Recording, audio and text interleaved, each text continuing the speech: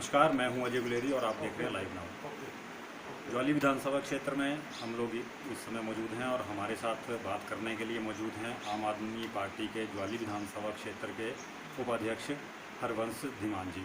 तो आइए इनसे जानते हैं कि ज्वाली विधानसभा क्षेत्र में आम आदमी पार्टी की किन नीतियों पे और कैसे उनके द्वारा जो है वो रणनीति तैयार की जा रही है लोगों को। आइए बात करते हैं। धीमान जी, क्या कहना चाहेंगे? सबसे पहले तो मैं स्वागत करना चाहूँगा आपके इस चैनल के माध्यम से ज्वाली कॉन्स्टिट्यूंसी के समस्त लोगों को मैं ये अपील करना चाहूँगा कि आप आम आदमी पार्टी के साथ जुड़ें, ज़्यादा से ज़्यादा जुड़ें और हमारा भरपूर सहयोग करें। जहाँ तक बात आपने कही है कि किन नीतियों को लेकर हम जनता के बीच जा रहे हैं, आम आदमी पार्टी की नीतियों को लेकर, तो देखिए अजय गुलेरी जी, मैं आपको सबसे पहले तो ये अवगत करा दूँ कि हिमाचल प्रदेश में आज जो सबसे बड़ा मुद्दा जो है वो युवाओं को रोज़गार का बन गया है। हमारे आपने यहाँ देखा होगा कि जितनी भी भर्तियाँ सरकार द्वारा पिछले 4.5 साल में एक तो भर्तियाँ निकाली ही नहीं गई, और जो कुछ भर्तियाँ सरकार द्वारा निकाली भी गई, बजट में जिनका प्रावधान किया गया या कैबिनेट में जो पास हुई, वो सारी की सारी भर्तियों की प्रोसेस आज तक लटकी हुई है।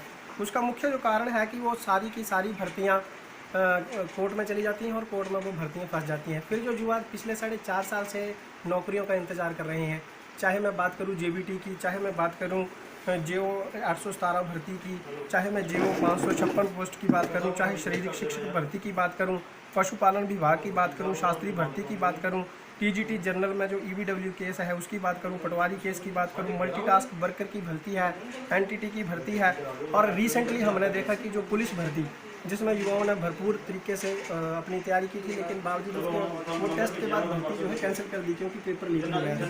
तो ऐसे में युवा जो है वो हिमाचल प्रदेश में हताश हैं, निराश हैं कि उनकी तैयारी के बावजूद, कमीशन पास करने के बावजूद भी उनको नौकरियां नहीं मिल रही हैं, बार बार सरकार से आग्रह करने के बावजूद भी। तो एक तो हम इन नीतियों को लेकर सरकार के विरुद्ध जाएंगे और लोगों को समझाएंगे कि जो आम आदमी पार्टी है वो जनहित में काम करने वाली पार्टी है, ईमानदार, छवि से भ्रष्टाचार मुक्त पार्टी है। आपने दिल्ली के अंदर देख लिया और पंजाब के अंदर जो रिसेंटली हमारी सरकार का गठन हुआ है वहाँ भी आप देख रहे हैं। तो सबसे बढ़िया बात यह है कि एक लोकतांत्रिक तरीके से, जो संवैधानिक तरीके से आई हुई है आम आदमी पार्टी है, ये आम जनमानस के लिए बहुत ही बेहतरीन काम कर रही है। दूसरा, हम यहाँ पे लोगों में एक चीज़ और लेके जा रहे हैं कि महंगाई आज एक देश का बहुत बड़ा मुद्दा बन गई है, और मैं समझता हूँ कि ये केवल हिमाचल प्रदेश की बात नहीं है, पूरे भारतवर्ष के सभी राज्यों में हम देख रहे हैं।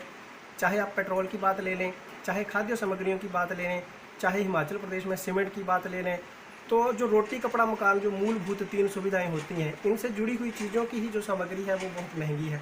इस वजह से सरकार के प्रति लोगों में रोष है।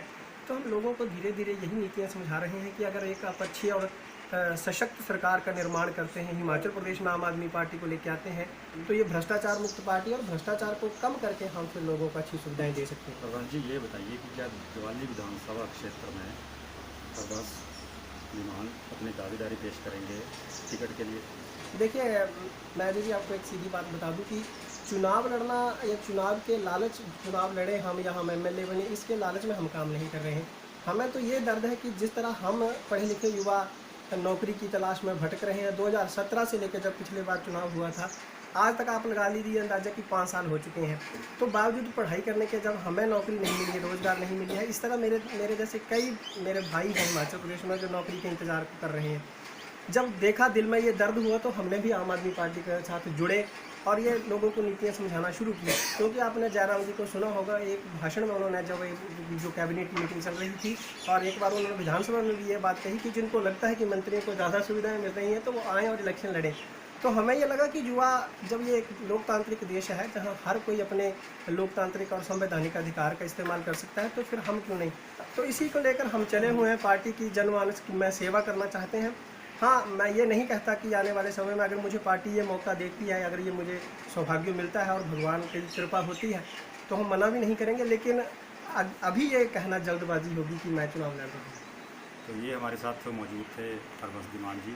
उनका साफ तौर पर कहना है कि अगर पार्टी द्वारा उनको कोई जिम्मेदारी दी जाती है वो मना भी नहीं करेंगे, लेकिन अभी तक उनका चुनाव लड़ने का कोई ऐसा इच्छा भी नहीं है। मेरे सहयोगी सुरेंद्र धीमान के साथ मैं अजय गुलेरी, लाइव नाउ, ज्वाली।